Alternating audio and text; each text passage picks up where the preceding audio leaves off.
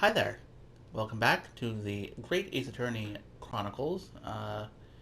As you can see, I haven't moved from where we left off because I didn't want to like leave and have it start playing a cutscene or something like that, and we gotta start recording in the middle, because well, that's how these cases usually go. So now we can properly begin the return. Oh, right, it just takes you back to this. Okay, well, regardless, it's not a big deal. Episode 3, Return of the Great Departed Soul. Shit's gonna go down from what the last narration suggested. Start playing from the start of the episode? Nah, I'm gonna start from like 3/4 in and just work my way from there. See, there's oh yeah, the Great Exhibition, that thing they keep mentioning in the background. Autumn in Turkey. Oh. The grand end of the century Great Exhibition of London. Surely there is not a soul who has failed to hear of it. End of the century? So that does confirm that this is like works of culture and 1889 from every corner of the globe that converged on Hyde Park. I'll let him talk. Oh, my bad. Welcoming over 50 million visitors. Wow, that's a lot. The last great hurrah of this century. Astonished and delighted people of all nations, and ended on a note of resounding success. Sick. But as regards to the terrible catastrophe that occurred during the festivities, if you were aware, my friend Mr. Herlock Sholmes had a hand in unraveling the matter. For from the shadows, it was he who earnestly unearthed the facts of the case. Oh, that's a really old-school depiction of Herlock. Like the centerpiece of the Great Exhibition, which rose high into the skies of Hyde Park. Sholmes's brilliant deductions, as clear and lofty as the Crystal Tower itself, brought the truth to light. Damn, is this case about me or is it about fucking Herlock? I'm the protag here, goddammit. We're here at the showground of the Great Exhibition, which is Another absolutely packed with people. Oh, okay, wait, it's not an automatic one. Okay. Anyway, yeah. The thing about being turn of the century, that kind of hopefully confirms that this is like set 1890, like literally at the turn of the century, like 1899 or 1898 or some shit. Then again, there's that other big piece of information that doesn't quite, that would give you a different time period, but, or a different year exactly, but regardless, at least we have an idea. The weather is unusually fine, and we're about to witness a most extraordinary scientific experiment. Boy, I love scientific experiments. Especially of the extraordinary variety. Ladies and gentlemen, the 20th century will see steam engines and electrical power dominate the world! Cool. I mean, yeah, well, to an extent. Horse-drawn carts will give way to the motor car! Indeed. Ships will sprout wings and take to the skies! I mean, I wouldn't really call them flying ship. Well, I mean an airship, I guess. And today, we showcase even more advanced technology. A glimpse into the future. Oh. A world first! A demonstration of my super high voltage instantaneous kinesis machine! Whoa, not instantaneous kinesis.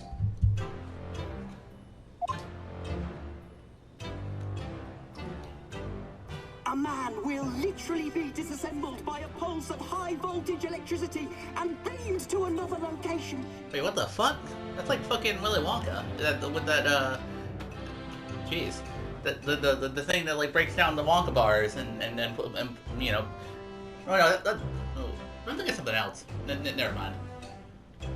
Whereupon his body will be reassembled by a series of complex calculations exactly as it was before. Oh, damn. Man, I wish we had that in our future. I mean, we got the flying car. Well, we got the ships and the cars, but not the teleportation machines.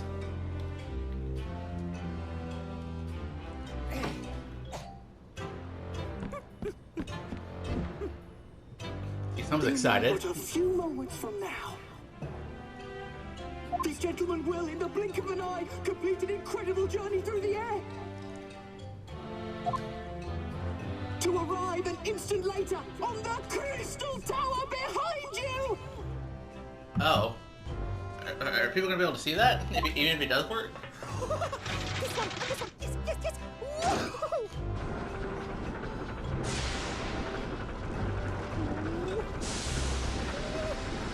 Yes. Man, I wouldn't volunteer to be part of that. If I. Uh-oh.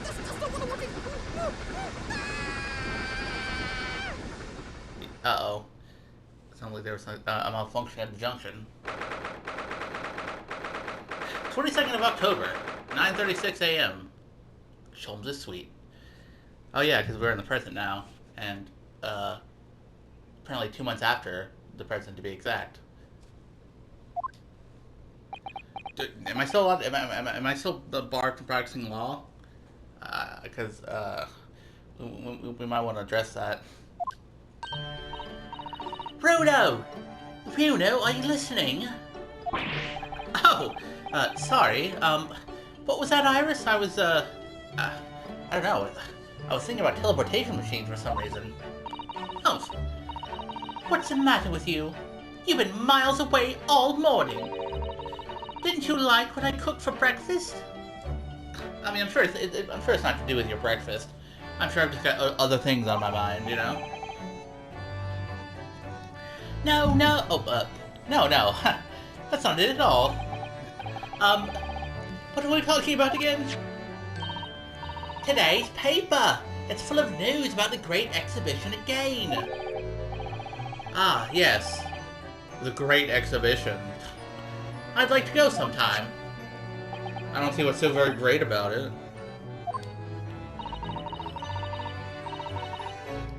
You're really not your usual self today. You seem very down. Don't you agree, Hurley? Oh, fuck. Hurley's going through one of his depressive states again. Did you say something? Iris.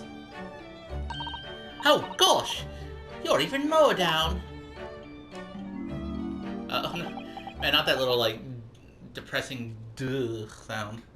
That's when you know shit's not feeling great. Oh, what the... When did you arrive, Mr. Naruto? I've been here for about half an hour already. We've had breakfast together. What? Why didn't you mention it before? I, thought you might have known I was here. You know, because, breakfast? Iris is quite right. You're clearly lacking in vim. So much so that I didn't notice your presence. Okay, Dan, you know how to kick a man while he's down. Also, do I have any evidence or anything? Okay, I just want to make sure I wasn't carrying anything useful. Thanks. Of course, I could deduce the reason perfectly well with some simple observations. What? Oh, why? Let's see. Yes. For example, your tousled hair this morning, with all of its unruly spikes. Clearly, it can be deduced, therefore, that... let me just stop you right there, sweetie, because I think I can see where this is going. My hair always looks like this. It always has. Ever since we first met, in fact. Jeez. Oh, really? How interesting. It just doesn't look like a haircut as such, I suppose. Do you have to kick a man while he's down? Also, it's really only spiky in the back. Like, from the front, it's pretty normal looking. Yeah, very, very funny. Very funny, motherfucker. Thanks again. It crossed my mind recently. It's been 6 months now. 6 months? Since I was forbidden from working in court. Yeah. So I've been wondering how much longer I'm going to be banned. Oh. Well, That would explain why you seem rather glum, chum. Don't you agree, Hurley? Okay, what's curled up your ass, Cholmes? Did someone steal your violin? Did you say something? Iris. Ah, back to moping. I mean, I can relate. I too enjoy a bit of moping. I hesitate to ask, but what's the matter with Mr. Sholmes today? He seems even more down in the dumps than me. I know! And the great exhibition has opened. You think he'd be excited? Oh, why don't we all go to see it together? I want to. Of course I do. But I can't. Not for the time being. Why not? Why not? Why not? Because I'm a great detective, after all. So you're embroiled in some tricky case that you can't be distracted from. Is that it? I don't remember hearing that you're working on a case, Hurley. I suppose I should try to find out what's going on.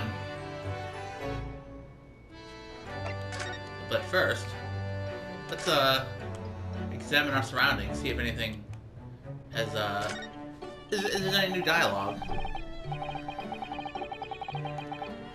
Every time I look at that machine, I can't help thinking what a monstrosity it is. What's it called again? The Great Analytoscope. It can analyze absolutely anything, you know. It does seem incredible. And at the same time, incredibly useless. Ah, but it looks impressive, doesn't it? So that makes it very useful. How does that make it useful? Because it means you can pawn it for lots of money. The pawnbrokers always make idle remarks like, what an incredible looking machine. So Hurley often takes it to the pawn shop when he's a little short. It sounds like this thing pulls its weight around here more than I realized. By having its weight pulled around. Yeah, I guess so. I mean, if it works, it works. Books, papers, scientific implements.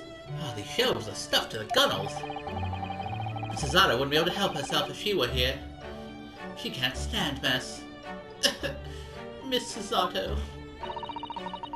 Susie might not be able to stand mess, but she wouldn't dare touch those shelves. Oh? Why not? Everything's in intricate balance. Hurley spent ages on it. If she were to touch even one thing, the whole lot would come tumbling down. Susie noticed it was a very delicate arrangement right from the outset. Make it sound like a meeting of great minds. Well, the truth is, Mr. Sholmes just needs to tidy up. Ah, yes. Oh, wait,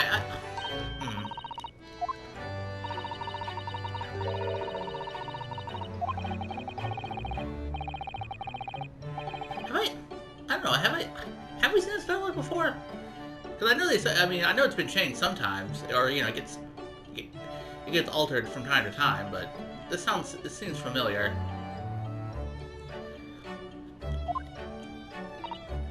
Oh? What would you buy, then? I really have no idea. I think I have to do it so I can find out. Okay, that sounded a little different. I don't know. Well, I guess it doesn't matter too much, but... Oh, I do love a good fire in the colder months. Watching the flames flickering and dancing about is just so very relaxing. Cleaning out the chimney isn't so relaxing, though. Okay, this seems new. No, getting covered in soot isn't my idea of fun. You know, Hurley decided he was going to clean it out himself last year. But you can guess what happened, can't you? He got himself stuck inside the flue. God, that sounds like fucking Herlock. He's a very slim man, I admit. But there are limits to where a fully grown man can fit. Now, every time he dozes off by the fire, he has nightmares about it. Okay, that actually does sound kind of traumatic when you put it like that. Ooh, what about this chest? Ah, yes. The huge metal chest with a lace cloth laid on it, being used as a table for tea and coffee. It's very sturdy, that's for sure, and firmly locked shut. That chest contains my father's detailed records of Hurley's many cases. Yes, so I've been led to believe. Though personally, I've never actually seen inside. And that's the way it will stay. Those papers are a secret between Daddy and me. If you were being uninvited, you might find yourself being bitten. What? Is there a beast inside there or something? I mean, there might be. It wouldn't be the first time we encountered a beast inside of a big case. All these different pieces of evidence from cases that Mr. Sholmes has solved are very interesting. The trouble is, Hurley forgets things so quickly. He never remembers why these things are relevant. The other day, for example, he saw the orange pips that were there and decided to plant them in the garden. Pips? Yes, they've all sprouted now. We have 5 little new plants. Oh, well, I don't know what case they were from, but if Mr. Sholmes could get oranges to grow outside in England, he could change his profession. That's also, they address pips in one of the escapades, so, that's fun. Oh, I see you're not writing today, Iris. Ah, yes. This is where you note down ideas, isn't it, Iris? What's in the melting pot today? The blue carbuncle. I think I had one of those on my toes recently. Yes, it's from a case of theft that Hurley solved ages ago. The theft of a precious stone. A carbuncle is another name for a garnet, you see. Especially if it's cut with a rounded top. Well, geez, aren't you a fucking smarty pants? Oh, really? And this garnet was blue, was it? Well, that's the thing. They're usually red. No blue garnets have ever been discovered. Oh. So who knows what the stolen gemstone actually was? Oh, that's the real mystery of the case. A proper Sherlock Holmes conundrum, huh? Okay, see, I can't remember if that was new or not. I look forward to finding out what aroma your tea will have, Iris. Every single day. Ah, well, I infuse a different concoction of herbs from the garden every time, so it's never the same twice. You know, when you call it a concoction, it sounds more like a science experiment than something for tea time. Oh, yes. That's because different blends can have very different properties. Some calm you down, some make you feel jolly, some give you energy. Oh, geez, I hope you're not... Be careful what you're mixing in there, Iris, and what kind of herbs you have in mind. Today's particular blend is something quite special, so you're really in for a treat. That sounds ominous. Man, I hope Rienosuke doesn't develop a crippling cocaine addiction. He doesn't need to be like Herlock. There are so many different bottles up there on that charming little set of white shelves. Oh, do be careful, Haruno. You mustn't try the contents of any of those bottles, even if you're hungry. I wouldn't do something stupid like that. I'm not a child, you know. Well, I wish I could say the same for Hurley. The other day, he polished off a full bottle of one of my alkaloids. He what? He said he was hungry. I'll be extra careful. Okay, see, that sounds... I'm pretty sure I've read that before. But at the same time, I can't say for sure.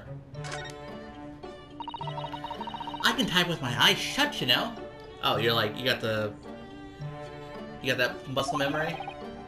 I can believe it. When a deadline's approaching, he sounds like a Gatling gun. That reminds me of a dream I had the other day. It was such a funny one. It actually woke me. Stay woke, Iris. I was typing for a whole hour in the pitch black, but I didn't make a single mistake. Well, that's incredible. But then, when it got light, I found that there wasn't any paper in the machine. Now I wonder if I'd actually been typing at all. I think you might just have fallen asleep on the job. Okay, see, that sounded... Okay, well, maybe some of the dialogue's new, maybe some of it's not new. By the way, I'll test something. Oh, Mr. Sholmes, about this. Shh, not another word. Ah, yes, I see. This would be a collar. Well, okay, no. Yeah, no, we've seen this one before.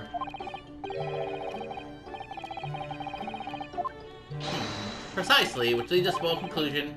Your arm is, in fact, the particularly long neck of a miniature canine. Okay, we saw that before. Alright. Let's get back in it. Half a year ago now, I took on the defense of a young girl in a trial held at the Old Bailey. Geez, you call her a young girl, that makes her sound so innocent and twee. What at first seemed like a simple case of murder that took place at a London pawnbrokery turned out to be one part of a much more far-reaching plot that involved the British government. Yeah, I remember that. I remember it well. During the course of the trial, it was found that I made an unavoidable, yet at the same time, unforgivable mistake.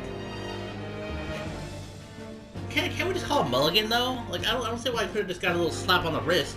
You know, a little oopsie-doopsie, and then, you know, send me on my way. Words fail me. This situation is utterly deplorable. Mr. Naruhodo. Yes, my lord. I was definitely wearing that outfit during that case. I remember it well. I will decide upon your fate following the conclusion of this trial. Of course, my lord. Again, it was just a mistake, okay? It was a little... Are you telling me you've never made a mistake in your entire fucking legal career, Mr. Judge Man? Mr. Santa Claus motherfucker? Like, come on. I can just get a little slap on the wrist, a little, hey, a mulligan, you can be nice. In the end, I had my right to represent people in court revoked. I was told I had to spend my time in research and study, so that's what I've been doing. I mean, hell, I guess it's a good thing they didn't just, like, kick you out and make you go back home. You have, haven't you, Runo? Reading all those big fat tomes about British law in your room, and the notes about Sholmes' old cases. I thought I wasn't allowed to see that because it was in your yellow chest. Brewing Iris's special blends of tea. Fetching my daily bread for me. Okay, am I researching, or am I your fucking, like, servant? You become something of a mad servant around here. Start on the silverware next, Master Naruhodo. Okay, well, I was just joking. I wasn't expecting you to come out and say it. But I mean, I guess if I can't practice law, I gotta earn my keep, some other way. Well, I'm thinking of going to ask the powers that be to reconsider. Specifically, Lord Strongheart, at the British Supreme Court on Whitehall. Lord Strongheart? Ah, the delightful Lord Chief Justice. Not my favorite fellow. He's not mine either. But he's the man I have to talk to. Hey, what's Lord Strongheart ever done to us? I mean, besides revoke our right to practice law. But still. He's the only one who can grant permission for me to start working in the courts again. I came to Britain to become the best lawyer I could. And I can't do that just sitting around here. I mean, yeah. The whole of London has been swept up in this great exhibition, hasn't it? The most advanced science, the most modern technology, the finest works of art, and feats of engineering. For the next 6 months, our capital will be showcasing these things, and the world will be watching. Geez, 6 whole months? That's a long exhibition. Oh, do you know what I'd like to do? I'd like to look down on London from one of those lovely balloons. Look down on? Do you mean those things? Fly? Yes, of course. They fly high in the sky and don't even need wings to do it. All you need is hot air. But how? How does hot air have anything to do with flying? It makes no sense. Yeah, poor Ryunosuke is still pretty new to a certain technology. And I can't understand it at all. That's true of a lot of new scientific discoveries. Many people can't understand them at first. But in 100 years' time, all these things will just be common knowledge. Yeah, like teleportation machines, and cars, and airplanes. And I guess hot air balloons are still a thing, but mostly teleportation machines. Those are a very common facet of life in human life in 100 years' time. I suppose they might be. Mind you, some of the science being demonstrated seems very questionable. Something went wrong in the open experimentation stage yesterday, apparently. That was a huge explosion. Still, I wish I'd seen it, though. I'd love to see how bad some of those scam experiments really are. Oh, it was just a scam, I guess. Says the innocent 10-year-old girl. Yeah, see here. Every page of this paper carries some article or other about the Great Exhibition. But the brighter they shine, the darker the shadows that are cast behind them. Personally, I find myself drawn to the darkness. To the impenetrable. That is my proper atmosphere. Jeez, what are you, fucking Batman?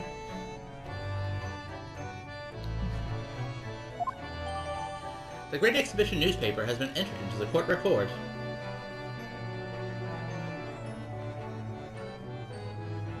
A newspaper containing various articles about world-leading science and technology. Shadows cast behind? Is that a metaphorical way of referring to the back page of the paper? Oh, yeah, maybe.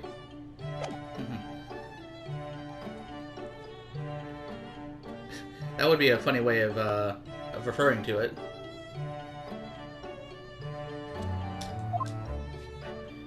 Anyway, what are you so gloomy about, chum?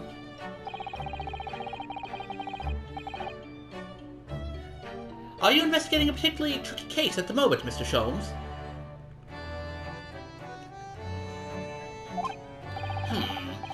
You could say that, I suppose. Nothing more to add? Yeah, that's not like you. Yeah, you like to boast and to brag.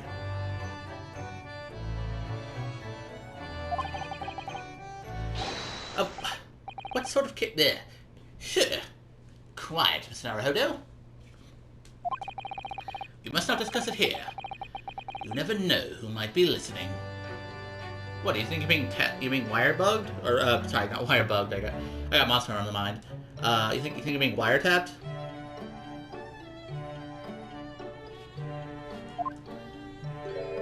Oh.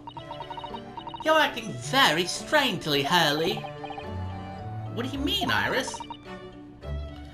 Well, usually, the more mysterious and complicated the case is, the better Hurley's mood. Ah. Is it really a case that's bothering you? Iris, please. You mustn't exercise your astute powers of observation and deduction on me without invitation. Remember what I always say. Put yourself in the shoes of the individual about whom you're making deductions. Okay, I feel like you don't always apply that advice whenever you're making deductions, my good man. You say that, do you? You, Mr. Sholmes. Never mind. Once I've had a cup of tea, I must make my way at once to the crime scene. That was a deep sigh.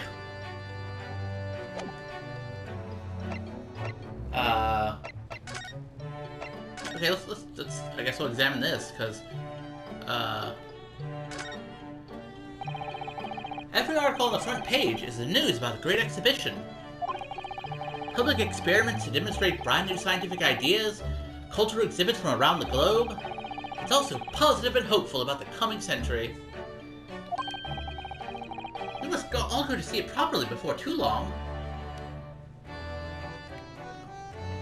Let's see, Tower garners worldwide acclaim, London, Britain, and the Industrial Revolution. Industrialization, a retrospective, first test of matter transport device. Let's see. Ooh, Lost Cat. So many glowing reports about the Great Exhibition. And everything that's going on there. Other than this rather gloomy looking one, that is. Yeah, the Lost Cat. I mean, that's clearly the pressing issue here. Wait, what? What's the matter, Bruno? Oh, that. The Reaper attacked.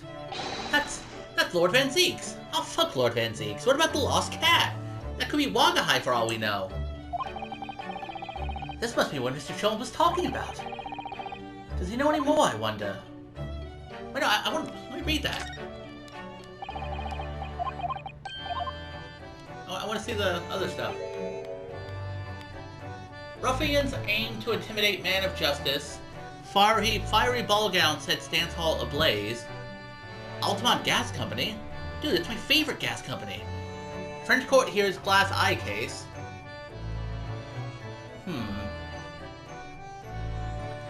Jeez, I hope that lady in her ball gown is okay. Also, since some of these Lord Van Zieks have a compatriot, by the way. The Juge de Paix of Neuilly was presented today with the most curious case of a lady who refused to pay her dues for the purchase of one glass eye.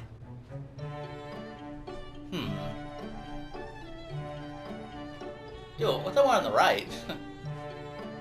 I know, it's just funny, because normally when there's like newspapers and stuff, they put in that like stock fake text that you can't actually read. But the fact that I actually took the time to like, write actual text is kind of interesting. I wonder if there's any. I wouldn't be surprised if there were some references to like to certain stories, perhaps, but I don't know. Oh well. I can't see everything because Reno's big head is in the way. But okay. I'll ask Sholmes about the fucking the Reaper, like I give a shit about him.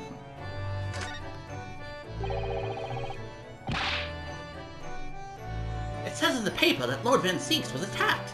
That's terrible. I mean, knowing Van Zieks, he probably called someone a racial slur, and someone took a swing at him, you know? You know the legend of the Reaper, the Bailey, of course, don't you? Only too well, in fact. Yes, Prosecutor Barak Van Zieks. I still don't know what his first... I still don't know how you pronounce his first name. Is it Barak? Is it Barak? Is it Baroque? I don't know. They say that if the Reaper is a prosecutor in a case, there's no salvation for who's ever in the dock. Even if the defendant is found not guilty. Oh yeah, McGilda definitely got it, though it didn't have anything to do with Barak, surprisingly. Even though he just kind of looked and watched a man die and didn't do anything about it. Once that Reaper has someone in his sights, one way or another, that person's time left on this earth will be short. Hey, Natsume turned out okay. All he had to do was leave the country. And Gina didn't die, as far as I know. She just spent some time in jail.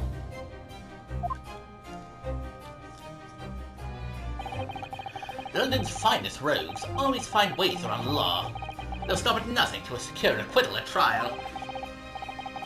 Falsifying evidence, paying sham witnesses, threatening jurors, bribing judges. Okay, well, McGilda did 2 out of those 4 things. But even such devious tactics as these cannot save them from the hand of the Reaper. Well, hey, Gina's fine. As you've experienced yourself, haven't you, Mr. Naruhodo? Yes, I've seen the Reaper's retribution at work. Many of these criminal rogues are reckless and quite unafraid to die. If a leader among their fraternity is seen to have been taken by the Reaper, retaliation like this does occur. Really, the capital has a never-ending supply of such scoundrels. So, do you mean Lord Van Zieks has been attacked like this before? This isn't the first time. 9 times, as a matter of fact. He's quite an accomplished combatant, you know. He doesn't take these attacks lying down. Although, It seemed that his assailants were armed with guns this time. Oh my goodness! Is he alright then? Is Lord Van Zieks hurt? I really care about this, trust me. My dear fellow, how on earth would I know? Well, in the article here it says, as to what of Lord Van Zieks and his condition, all will be revealed in tomorrow's morning edition. Damn, even newspapers back then were engaging in fucking clickbait. Ah, I see. Well, we'll have to be patient then. No! I can't wait until tomorrow. Barak Van Zieks' well-being it means so much to me. A guy who's literally never been kind to me once, and has only ever been an asshole. I definitely wanted to make sure he's not dead.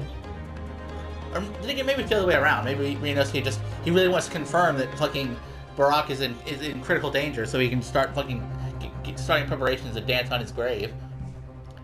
In that case, you should have to inquire with somebody in the know. But who? Lord Strongheart, perhaps. We can kill two birds with one stone. Well, I must be leaving now. Yes, understood. See you later, Mr. Sholmes. Aha! You really are a shameless liar sometimes, my dear fellow. What? You seem to put me off my guard and follow me, don't you? Well, you're only wasting your time. The thought hadn't crossed my mind. But now I'm wondering where you're going. Well then, see you later indeed. Listen to him. He's still laughing on his way out of the door. Oh! Oh my god, that's a fucking adorable outfit. Holy shit. That's the cutest fucking thing I've ever seen in my life. Alright then, Bruno. Let's get going. Oh, Iris. What are you wearing? Also, can I have it? It's fucking adorable. I've got change to go to the Great Exhibition. You're going to take me. Oh, fuck, sorry. What? But I was just about to go to the Supreme Court. Oh, well, that sounds fun too. You're going to take me there then. Alright, fine. You don't gotta fucking... you don't gotta take me there at gunpoint. Just, lower that weapon, would you? Of course. And after the Supreme Court, then we'll go to see the Great Exhibition. Well, at least we know what we're doing, next episode, I suppose. Seriously, that outfit was fucking adorable. Yeah. We'll talk to Lord Strongheart next time, and we'll, go see the Great Exhibition, and hopefully have a whimsical time, for everyone. And maybe we can punctuate that by learning that Barak Van Zieks is fucking dead. And then we can Fortnite dance on his corpse. It'll be epic. But until then, I'll see you around.